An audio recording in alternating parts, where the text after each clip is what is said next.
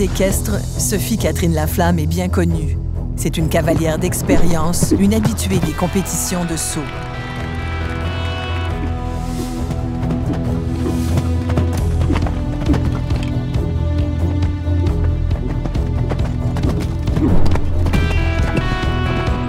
Au printemps 2012, lors d'un entraînement, son monde bascule. À 36 ans, en quelques secondes, sa vie éclate.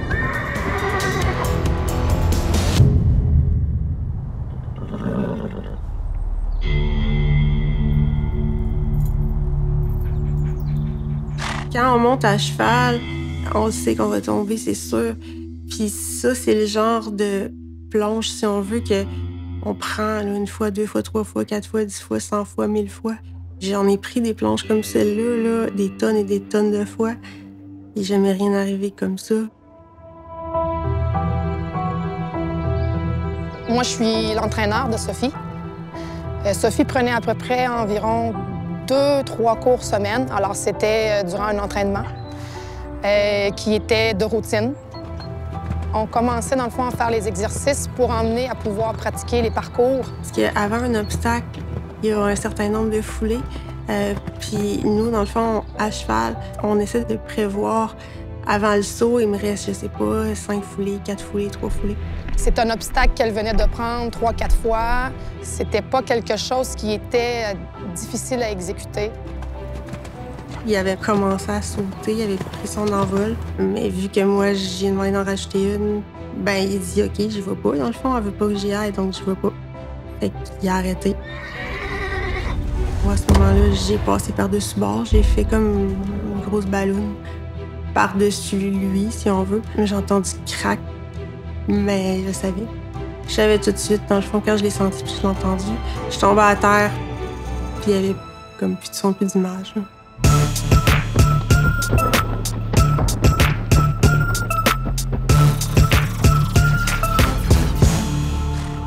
Après la chute, on était avec une docteure qui travaille à l'urgence, alors qui savait quoi faire, qui savait comment réagir. Elle me disait bouge pas, là, respire, bouge pas. Puis je me souviens de l'avoir dit mais de toute façon, je peux même pas bouger. Sophie, elle était extrêmement calme. Je crois que c'était elle qui était la plus calme. Et puis, il y a mon chien qui était ici, qui est allé se coucher juste à côté d'elle. Peut-être qu'il voulait la réconforter tout le long, jusqu'à temps que les ambulanciers arrivent.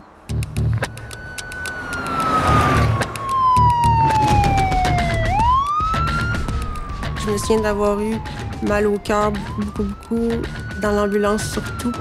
J'étais comme complètement attachée sur la planche. Puis là, ben, les ambulanciers ils me mettaient complètement de côté. Si j'avais à vomir ou quoi, pour pas que je m'étouffe. Parce que je pouvais pas... J'avais même la tête là, qui était attachée. Là. Je pouvais pas bouger du tout. Il y avait 2 personnes qui étaient là, comme pas loin de moi. Puis il y en a une qui était là, puis je disais, tu sais, prends ma main, prends ma main.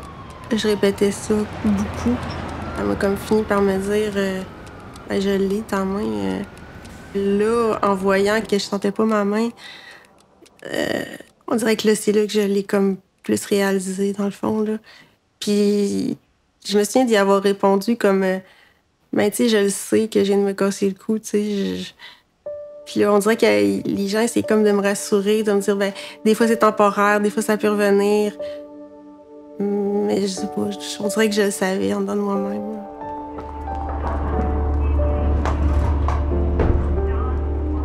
Quand la personne au bout du téléphone me dit que Sophie avait eu un accident,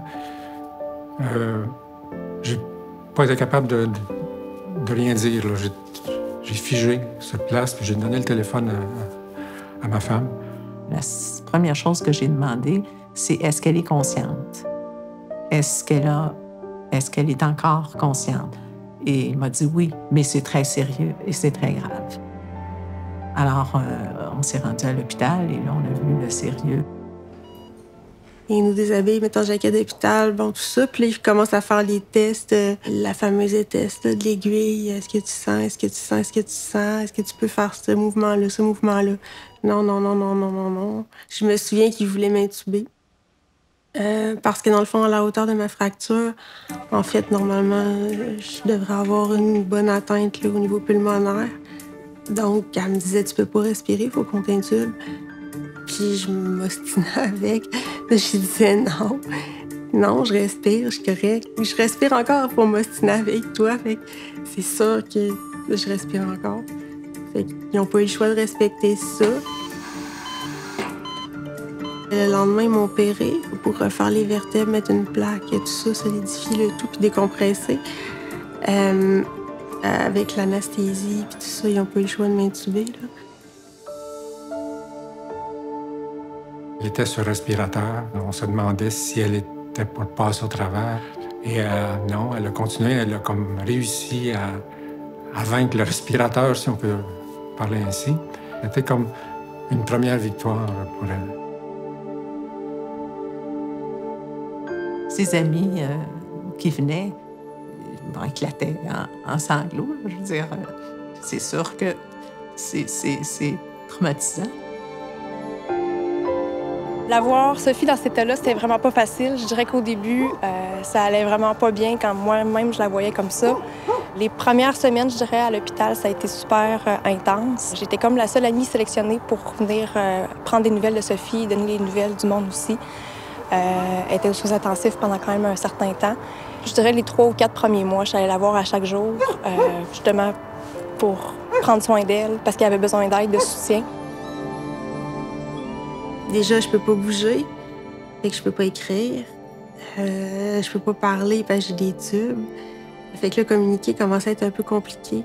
Au début, après sa trachéo, elle n'était pas capable de parler.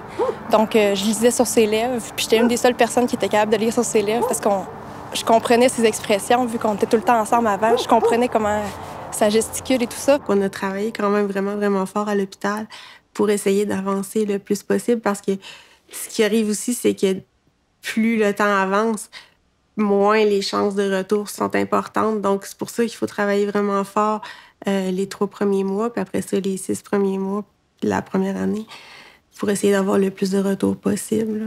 Vous avez toujours un certain espoir de gain, mais jusqu'à quel point? Quelle va être la récupération? Est-ce qu'elle va bouger un peu? Est-ce qu'elle a des sensations?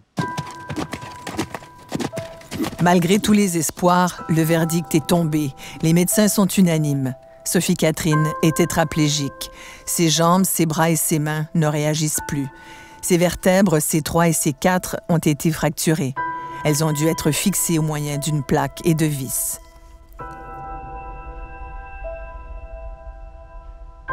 Le cheval, je peux pas y en vouloir parce que c'est de ma faute. C'est moi qui ai demandé à quelque part l'impossible qu'il pouvait juste pas faire. Je peux pas y en vouloir, c'est une erreur de ma part, là. C'est à 100%. Des chutes, il y en a souvent. Des accidents comme ça, il n'y en a pas beaucoup. Je crois que quand on monte à cheval, on accepte aussi qu'il peut avoir un risque. Je pense que c'est comme partout dans la vie. On prend l'avion, on accepte qu'il peut avoir un risque. C'est sûr qu'on se le dit toujours. Ouais, si jamais ça m'arrivait. Quand c'est arrivé à Superman, en fait, il y a eu un accident qui ressemblait à ce que j'ai eu. J'étais là, mon Dieu, mon Dieu, mon Dieu, c'est bien épouvantable. Puis j'étais vraiment sous le choc. J'aurais jamais pensé que quelques années plus tard, c'est à moi que ça arriverait.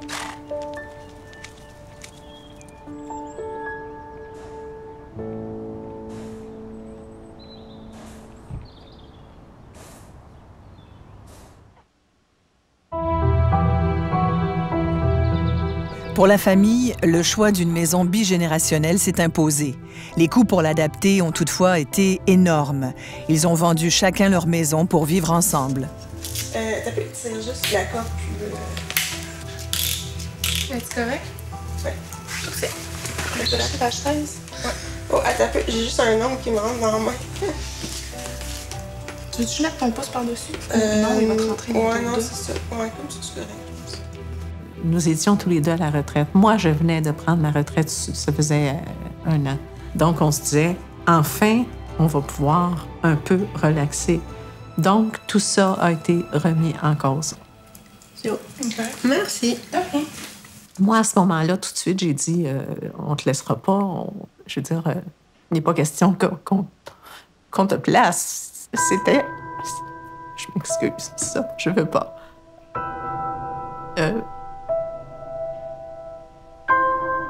se faire placer avec tout ce que ça suppose. Et moi, au départ, j'avais dit non. On va s'organiser, on va voir, mais... Les parents de Sophie-Catherine vivent désormais au-dessus de chez elle et chacun a son intimité. Le chien Bloom, un bouvier bernois formé chez Mira, complète la famille. Bloom, viens ici. Allez, hop, viens. Hop, hop. Ouais, ça, c'est un beau chien. Bon, oui, on se couche. Ouais. Tu es beau garçon. Ah, Bloom, je dis toujours que c'est mon troisième bras parce qu'il est collé à moi, il me suit partout. Il est toujours avec moi. Puis je sais qu'il me laissera jamais tomber. Si j'ai besoin de lui, il va toujours être là. Fait que c'est un prolongement de moi-même. Là. Je peux pas penser de pas l'avoir. Puis si, à un moment donné, il faut que je sorte, puis qu'il peut pas venir pour X raisons, il y a un manque à quelque part avec moi. Là. Ça, c'est immanquable. Là. Bloom, qu'est-ce qu'on fait? Est-ce qu'on se lève? Bloom, allez. La jeune femme reçoit de l'aide 7 jours sur 7, des préposés qu'elle paye elle-même et qui l'aident à se lever et à se coucher. Attends, encore. Ouais, puis... ouais. On a une subvention de CLSC, mais ça couvre pas du tout là, tout ce que ça peut coûter. Là, ça, c'est clair. Par exemple, ma chaise électrique, c'est le gouvernement qui l'a payée. Mais après ça, si j'ai besoin d'une chaise manuelle, il faut que je l'achète. Et toutes les adaptations de la maison, on en a payé quand même pas mal. Fait que autant les aides que les équipements, que tout ça, ça coûte une vraie fortune. Ça, c'est sûr et certain. Ah là là là! OK. Quel bras par-dessus? L'autre. Ouais, c'est ça. Tu peux me lâcher, je crois. Ouais? Ouais. OK.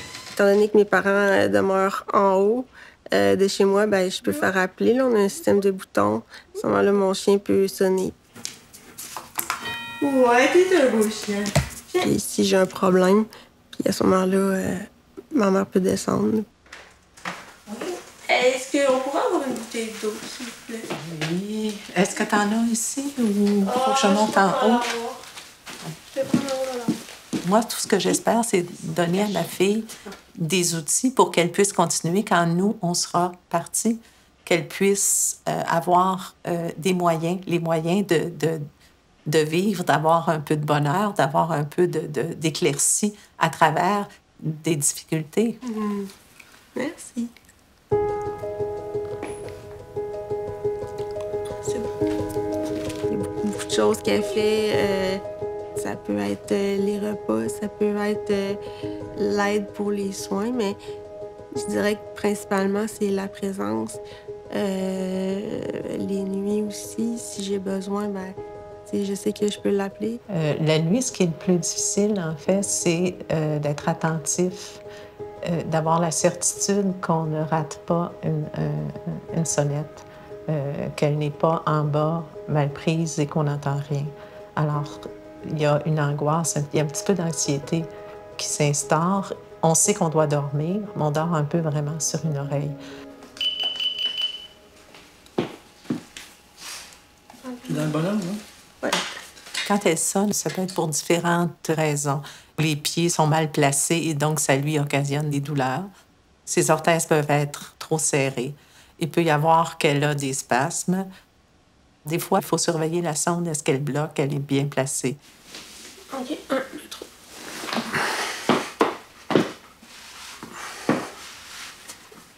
Encore un peu. OK.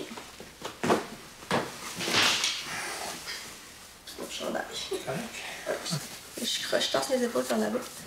Okay. Sophie-Catherine garde une certaine sensibilité du corps et un certain réflexe de marche. Elle a encore des sensations dans le pied gauche qu'elle peut soulever partiellement, ainsi que dans le dos et par endroits dans les bras. Avec ma tête, donc là j'ai la tête en arrière pour avancer. Je veux tourner, j'ai la tête à droite. Tourner de l'autre côté, j'ai la tête de l'autre côté. Puis pour reculer, ben c'est la même chose, c'est encore comme ça. Bloom, viens ici, garçon.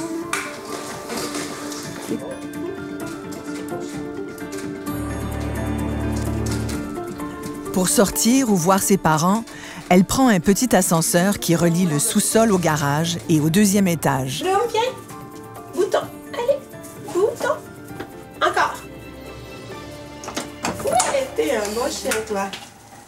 L'ascenseur, c'est extra important. Sinon, je peux pas rentrer, je peux pas sortir. C'est déjà arrivé qu'il y a eu une panne à un moment donné. Je suis restée clouée ici, je pouvais pas rien faire.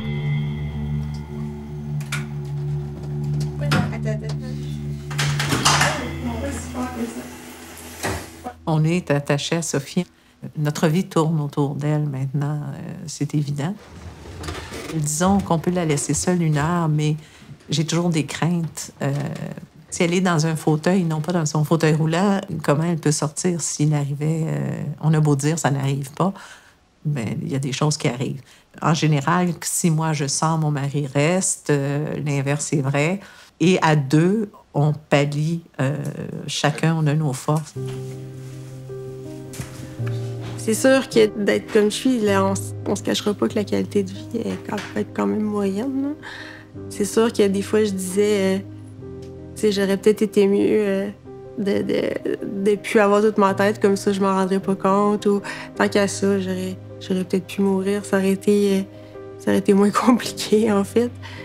Mais en même temps, il y a ce côté-là, mais en même temps, il y a l'autre côté qui fait que j'ai toujours été quelqu'un qui faisait de la compétition, qui travaillait fort, qui était une acharnée. Fait que je pense que ça, malgré tout, c'est bizarre à dire, mais ça reste que c'est plus fort que le reste. Quand on parle de tétraplégie, on voit la personne qui est paralysée, on voit la personne qui ne peut pas bouger. Mais outre cet état-là, ça entraîne des conséquences intérieures à son organisme. Si les muscles ne fonctionnent pas, ça veut dire que les muscles s'atrophient, ça veut dire que l'ossature va en prendre un coup.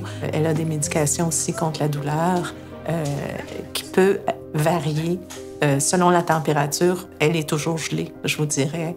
Donc, c'est un état qui requiert beaucoup de soins, les risques d'infection, particulièrement les infections urinaires et pneumonie. OK, tu peux lâcher? Ouais, un peu. Ouais, comme ça. Vas-y. Ouais, à 2 jambes. À 2 mains. Ici, je dis là à 2 jambes. Ah! OK. Ouais, non, je suis correcte. Es-tu correct? Ouais. Bon. Je me sens, oui, à quelque part prisonnière, dans le sens que je peux pas faire ce que je veux. Je me souviens que la première chose qui m'avait frappée, c'était de dire je suis pas capable de me gratter le bout du nez. Puis ça, c'est comme, mon Dieu. Ne pas se brosser les dents, ne pas pouvoir bouger vos cheveux. Écoutez, c'est handicapant, là. Ah, on fait une tresse, vraiment? Ah, ben, tu peux peut-être les laisser comme ça. Ben, on peut le laisser même. Ouais. Comme ça? Ouais. Bon, Ça va parfait. faire. Mais là, en arrière, par exemple. C'est sûr que oui, on se sent à quelque part un peu prisonnier, effectivement, ouais. Ce qui m'inquiète le plus, c'est au point de vue santé, de maintenir un état de santé qui va faire que je vais pouvoir tenir plus longtemps. Comme mon mari est malade, c'est la santé qui est le principal souci. Et Bloom, au pied, qui est à mon chien. Aller plus vite, ça va faire de l'exercice. Bon, là, ça va être plus simple.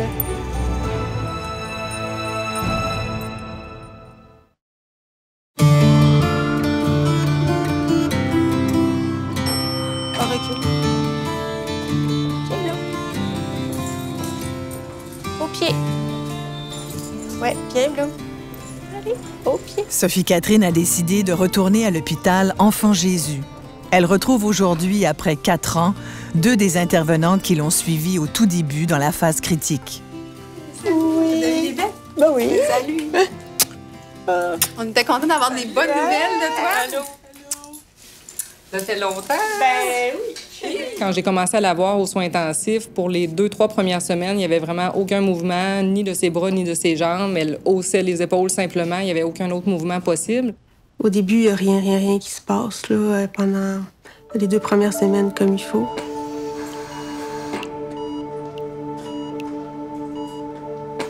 Les premières interventions, Sophie Catherine, elle avait beaucoup de douleurs, fait qu'au départ, elle était quand même exigeante.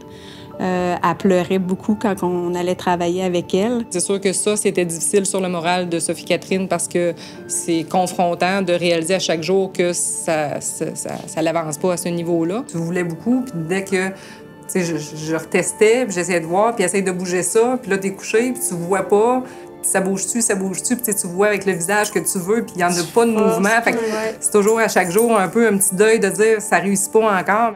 Et au bout d'environ 3 semaines, il a commencé à avoir un petit peu de mouvement. Au début, c'était plus les jambes.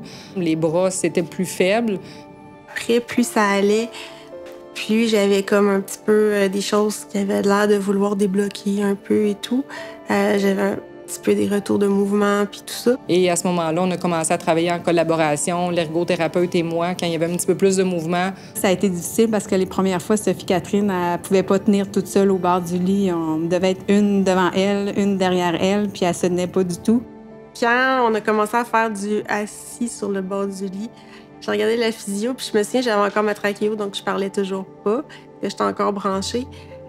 J'ai regardé et j'ai dit « Ah, ça veut dire que si je suis capable de me tenir assis, ça veut dire que je vais être capable de remonter à cheval. » Je me souviens qu'elle me regardait avec des grands yeux, l'air de dire « Mais ça va pas la tête. » Mais moi, c'était resté fixe à partir de ce moment-là que c'est sûr que j'allais me rasseoir un jour sur un cheval. C'est certain.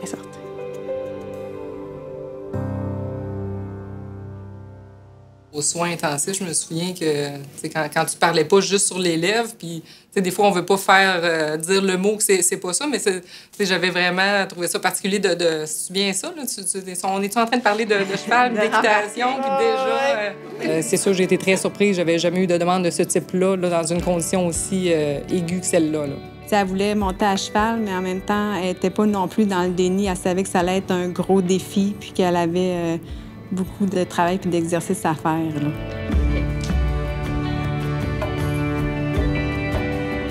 Dès les premiers mois après l'accident, Sophie Catherine a fait des progrès au niveau du mouvement de la marche. Mais c'était tellement douloureux qu'elle a dû abandonner. Là, au pied, intérieur, à l'intérieur. Ouais, bouge. C'est sûr que c'est à partir de ce moment-là qu'on a vu le déclic au niveau de Sophie Catherine parce que pour elle, d'être assise au bord du lit, de se voir assise, elle se voyait déjà à cheval. C'était beaucoup plus stimulant et encourageant que d'être au lit à essayer de faire des mouvements très, très faibles. Là. Donc, on a vu là, le sourire revenir un petit peu plus, l'espoir reprendre, de dire oui, un jour, là, je vais pouvoir remonter à cheval. Là. Quoi?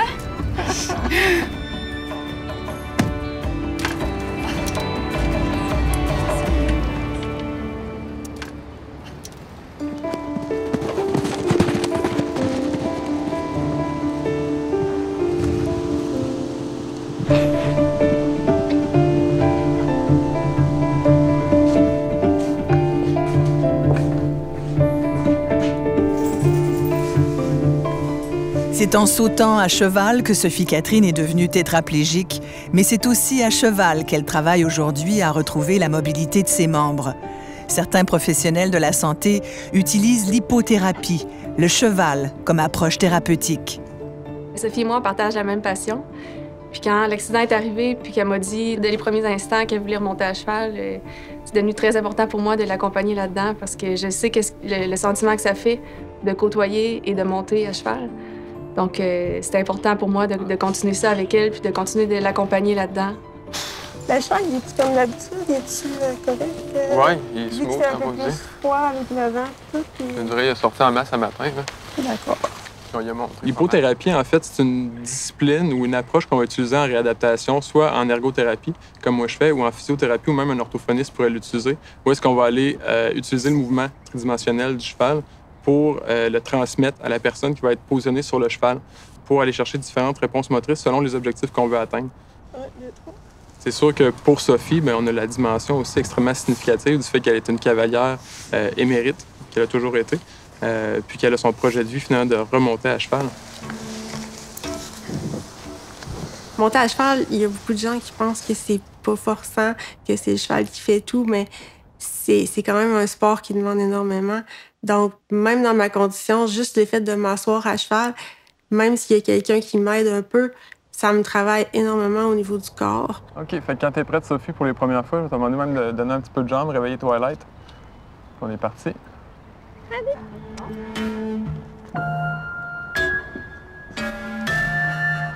On va prendre un patron de marche un petit peu plus lent pour commencer, si c'est possible, sans que ça arrête. Je me sens en croche. Je me sens le dos en S. On va arrêter ici, on reste arrêté. La première fois qu'elle est allée, elle-même, elle me disait « Je suis assise. Non, je ne pleure pas. Non, je ne pleure pas. » Je veux dire, quand ils l'ont montée la première fois, et bon, son ex-conjoint qui était là à ce moment-là pleurait, son ami pleurait, tout le monde pleurait. Remonter juste pour mon cerveau à moi, c'est comme juste un maintien de la santé mentale. Là. C'est juste à ce niveau-là aussi.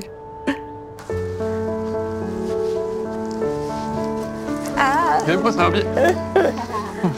C'est une personne qui a une force intérieure incroyable.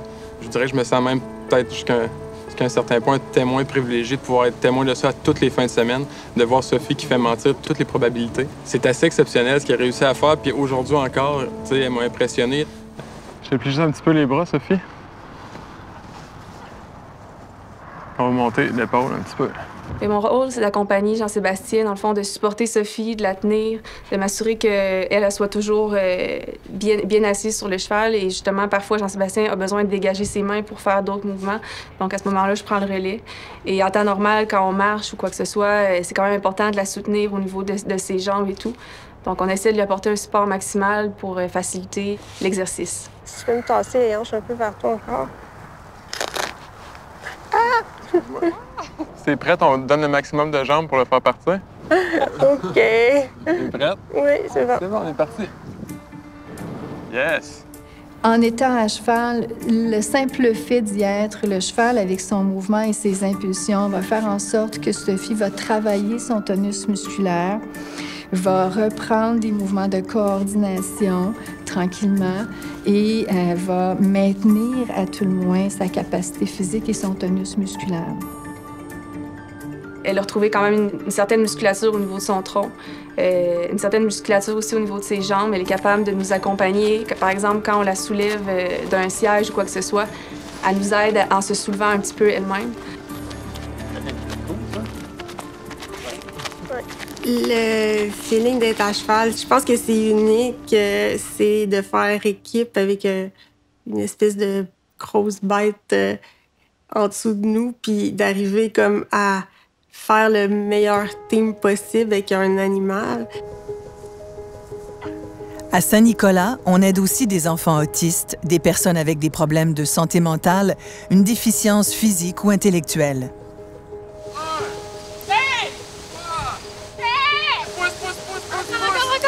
Avec une grande balle, Audrey, ça va tourner, on pousse. Les chevaux que l'on utilise ici ont d'abord une très, très bonne tête. Ils sont choisis en fonction de leur amour pour l'humain, je dirais. Ils sont évidemment désensibilisés à différentes approches, aux cris, aux équipements qu'on utilise qui sont particuliers. Par exemple, avec les autistes, on va utiliser des jeux qui font des sons, on utilise des ballons, on utilise différents équipements auxquels ils ne sont pas habitués. Ouais! Yes! Super! Audrey. Yes! Pour un cheval, c'est toujours de travailler contre nature, entouré de gens qui l'empêchent de fuir, parce que dans la nature, un cheval, c'est une proie. Donc, il va s'enfuir ou il va ruer.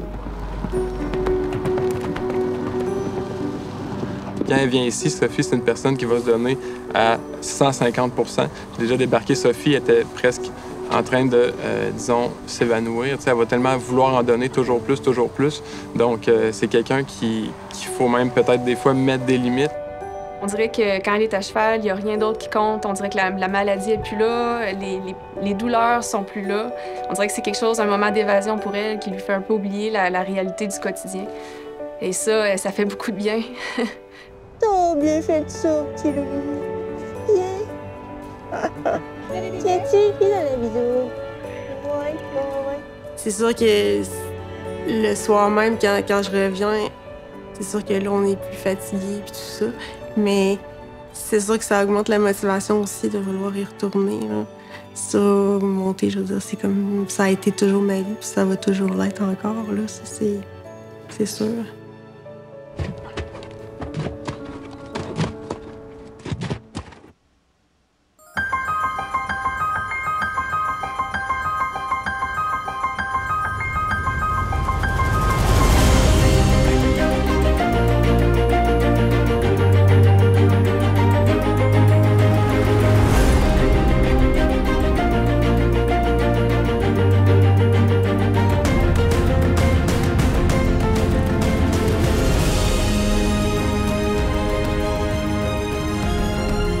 Depuis son enfance, Sophie Catherine a une passion profonde pour les chevaux. Aujourd'hui, on lui fait découvrir un lieu très privilégié, la ferme Cavalia, dans les cantons de l'Est. Tout un cadeau pour la jeune cavalière qui a vu les spectacles 4 fois.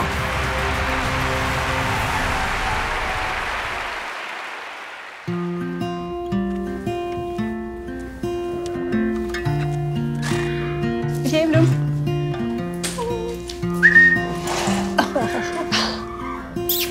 En arrivant là-bas, juste de voir les chevaux et tout ça, j'étais... Ils sont donc bien cute, toute la tête sortie, c'est trop hot. La première image, si je pense, je vais m'en souvenir toute ma vie, là. Toute l'allée de chevaux avec toutes les petites têtes sorties qui nous regardaient, puis c'est comme un feeling qui est vraiment, vraiment extraordinaire. Salut. Ah, il dit c'est toi qui t'es intéressée. Es-tu ici? Tous les chevaux sont curieux, ils ont encore ce goût de vivre. Ils vont venir la voir, les noucher. Ils n'ont pas peur de l'humain du tout, parce que vu qu'on les côtoie, pour nous, c'est vraiment ce chimie très facile entre le cheval et l'humain. Oui, c'est un petit curieux aussi. Ouais, hein, vraiment? Oh! Fais des bisous. Ouais. Oh, tu veux-tu jouer avec ma chaise? Tout est dans l'énergie que vous allez dégager de votre personne. Donc, si vous arrivez avec une crainte ou une peur, le cheval ressent cette crainte et prend ça comme une défense. Donc, lui, directement, il va se mettre sur la défensive, donc plus vous voir de retrait. Maintenant, si vous arrivez avec un peu de confiance, si vous arrivez décidé ou sûr de vous, le cheval va être sûr de lui, donc se sent confortable de venir vers vous.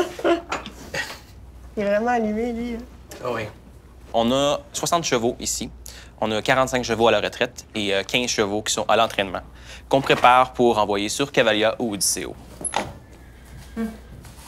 Donc, les chevaux, quand ils sont à la retraite, c'est qu'ils ont fait une partie du spectacle. Il y en a qui ont fait le spectacle pendant 2 ans, il y en a qui ont fait le spectacle pendant 10 ans. Donc, à tous les jours, on les sort, ils vont à l'extérieur, profitent avec leurs copains, du gazon, du beau temps. Et c'est pas mal, c'est très, très, très, très relax. On essaie de faire le moins de bruit possible, que les chevaux soient au plus paisibles. C'est comme un spa pour humains, mais pour chevaux. Est-ce qu'on y va? Oui. Ah oui. Viens, Lou. Picoter. Ouais. Allez, Jack, viens. Oh, ils sont sages, les amis. Wow. Ah. Oh, wow.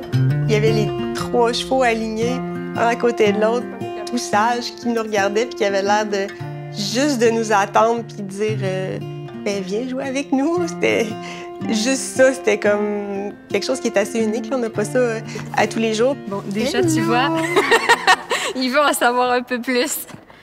OK, donc ça, c'est Dude. Il va falloir que tu te rappelles de leur nom. OK. Parce que tu vas participer avec nous. Ah, OK. OK. Mais juste par ton énergie, comment tu vas leur parler, les chevaux, ils vont te suivre. OK, même pas de laisse, rien. Ben non, c'est juste dans la tête. OK? Allons, Spirit. C'est pas le temps de mordre son ami. Dude, Spirit. Dude, Spirit. Jack, viens. Ah. Jack, viens. D'être là et d'être capable d'interagir avec 3 chevaux en même temps qu'on peut appeler puis qu'ils viennent.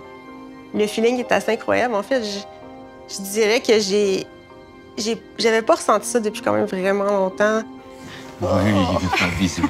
Tu vois, juste avec ton intonation de voix, ils te suivent. Bon, je pense que tu as réussi à séduire l'émotionnel. Ouais, mais je pense que c'est mon petit coup de cœur. Il veut des bisous, c'est ton coup de cœur. Ils sont tous très différents et on pourrait très bien les comparer aux gens. Ils ont tous leur personnalité, ils ont tous leur caractère. Et tous les matins, ils sont tous comme nous. Un matin, ils peuvent se lever du mauvais pied, un matin, ils peuvent se lever heureux, envie d'être là. Le jour d'après, ils n'ont plus rien envie de faire. Ils ont juste une envie, c'est de sortir au paddock, puis de travailler. Oh, c'est chiant aujourd'hui. Et le jour d'après, on ne sait pas pourquoi, ils sont là. Ils sont super heureux. Ce qui est important, c'est qu'ils sont tous très différents et il faut les traiter différemment selon leur personnalité et leur caractère. Hey! Wow! Notre but, ce n'est pas de mettre des chevaux dans le spectacle pour les forcer à travailler, mais c'est des chevaux qu'on veut qu'ils s'amusent et que leur travail soit du plaisir pour eux. Donc, c'est vraiment important de créer cette chimie entre les cavaliers, le spectacle et les chevaux pour que quand ils sont sur scène, c'est un terrain de plaisir, de jeu pour eux et non un punch-in, punch-out pour être travaillé.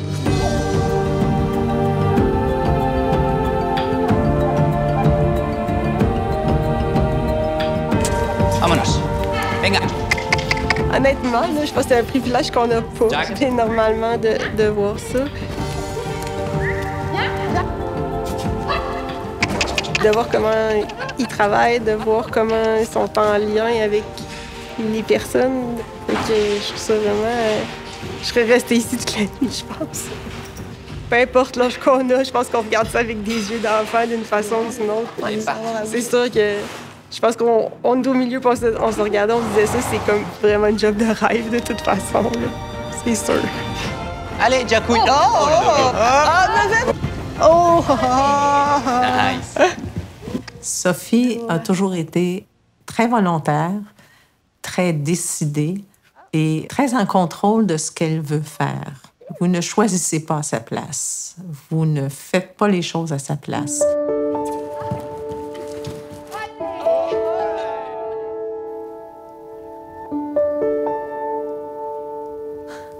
Toute petite, elle était comme ça. Elle allait faire ses siestes toute seule. On lui disait, Sophie, mets quelque chose sur la table. Mets-le sur la table. Elle le mettait sur la chaise. C'était toujours à sa façon.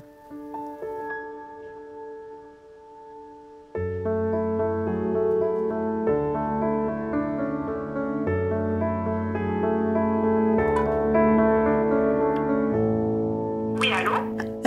Qu'est-ce que tu faisais ce soir? Pas grand-chose. Ben, ça tenterait-tu de venir faire un tour avec Monsieur le chat? Sophie Catherine veut désormais retrouver son travail dans le réseau de la santé, mais certains préjugés dans son milieu l'en empêchent. Ce serait plus simple pour elle de prendre son assurance invalidité qu'elle a de toute façon, puis de dire je reste chez nous. Mais c'est pas ça le sens de la vie, d'autant plus qu'elle était travailleuse sociale. Donc, le but de ça, c'est d'aider les gens. Mon travail de travailleuse sociale, c'est un travail qui est d'abord et avant tout de tête, de personne, de relations. C'est pas un travail physique. Donc, je vois pas pourquoi c'est quelque chose que je pourrais pas faire. Je suis encore capable de parler avec des gens, je suis encore capable de réfléchir, d'évaluer. Mes capacités là-dessus ont absolument pas changé. La seule chose, c'est que ça me prend des outils techniques pour pouvoir pallier au fait que je peux pas écrire. Puis c'est vraiment pas des adaptations qui coûtent très cher parce qu'on a déjà des ordinateurs, on a déjà des casques d'écoute, Puis pour ce qui est des lieux physiques, tout est déjà adapté parce que je travaille dans le milieu de la santé. Tire juste pas trop la laisse. J'ai bien. Sa tête est toute là. Ce qu'elle faisait, c'était de l'évaluation. Bien sûr, elle ne peut plus se rendre chez les gens, mais elle a fait à la fois de la maladie mentale, l'évaluation des besoins en maladie mentale. Elle a fait des soins à domicile, les besoins, et c'est ce qu'elle faisait de façon curieuse et ironique. Ma vision des choses de l'intérieur, justement, ce que j'ai vécu par rapport à tout ça dans les dernières années, je pense me donne même un plus, en fait, parce que je pense qu'il y a des situations que je connais et que je peux vraiment comprendre. Reste que c'est un outil de plus que j'ai dans mon sac. Je suis capable de parler, je suis capable de réfléchir, je suis capable de... On donne la chance au coureur, on commence par rencontrer puis voir ce que c'est. Puis si ça fonctionne pas, ben c'est correct, mais au moins on peut dire qu'on l'aura essayé. Moi, c'est un peu ça que j'ai de la difficulté à comprendre.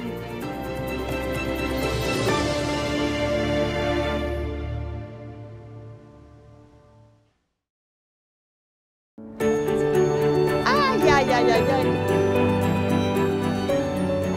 Depuis la chute de Sophie Catherine il y a 4 ans, son cheval Fifth Avenue est devenu plus sauvage.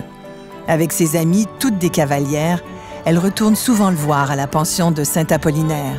Oh, Oh mon Dieu, mon bébé! C'est mon bébé! Oh! Oui! C'est petit poulet! Super! Lui, c'est un petit tannant. Il adore les humains. Oui, vraiment. Mais en même temps, il faut l'occuper parce que sinon, il peut faire des mauvais coups. C'est l'heure des vies.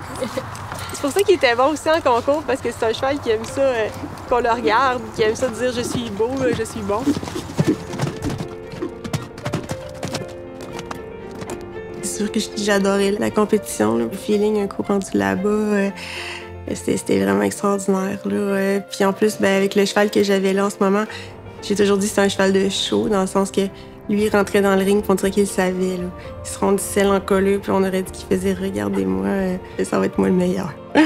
Puis tant qu'à moi, c'est une beauté. C'est un cheval top modèle. Ouais, c'est un top modèle. Vraiment. Il le sait. Oh, il est beau, puis il le sait. Je m'occupe du cheval à Sophie depuis l'accident. Je m'en occupe à temps plein. Je dirais que 5-6 fois par semaine, je vais à l'écurie. Et j'ai aussi fait beaucoup de compétitions avec lui, des concours provinciaux. Ça allait super bien. C'est vraiment un bon cheval de compétition. Il aime ça performer. C'est juste, il s'est blessé en fait en juin 2015, donc depuis ce temps-là, il est au repos. Remonter mon cheval, je pense que j'attends ça depuis toujours ou presque. Est-ce que ça se peut pas, je le sais pas. Mais c'est sûr que je me dis un jour, je vais me remettre les fesses dessus, ce sera dans 10 ans, c'est pas grave.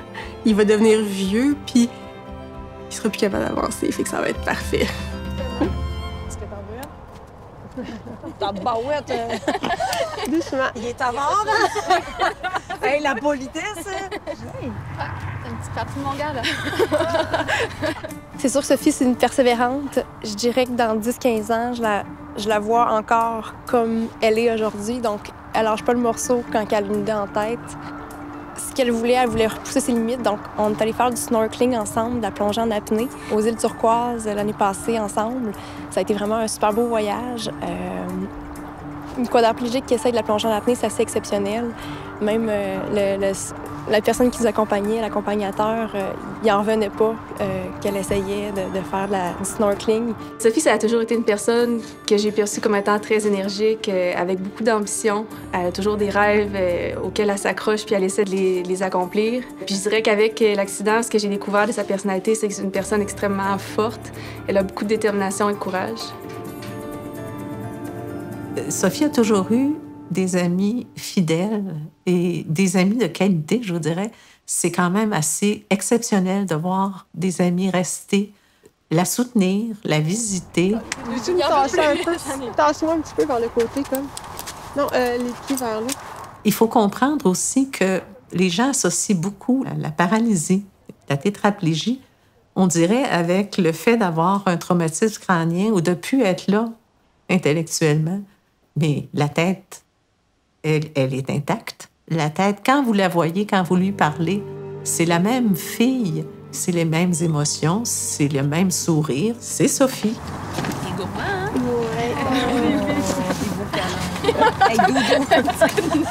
Je pense que je reste la même. C'est ce qui frappe souvent les gens qui me disent « Ah, ben on te reconnaît, c'est juste que tu bouges pas. » Parce que je pense que j'ai gardé le même caractère. Puis je pense que c'est mon caractère qui a fait que je suis encore là aujourd'hui. Puis que je me suis battue parce que au départ, les pronostics n'étaient pas de ça. Au départ, c'était tu vas rester dans un lit avec un respirateur à côté. Puis ça va être ça ta vie. Merci, bonsoir. Fait que je pense que c'est mon caractère qui a fait que j'ai dit non, c'est pas de même ça va se passer. J'ai pas gagné toutes mes batailles, mais bon, j'en ai peut-être gagné quelques-unes. Je peux pas me rouler en boule sur mon fauteuil puis pleurer le restant de mes jours. Ça va m'amener à quoi? Ça va être moi qui va être perdante au bout du compte. Je m'étais fait dire, il y a un médecin presque tout de suite, quand j'étais « Mon Dieu, mais qu'est-ce que je vais faire? » qui m'avait dit « Tu vas voir, ta vie, elle va changer, elle n'est pas finie. Elle va juste être différente. » OK, on arrête ça là.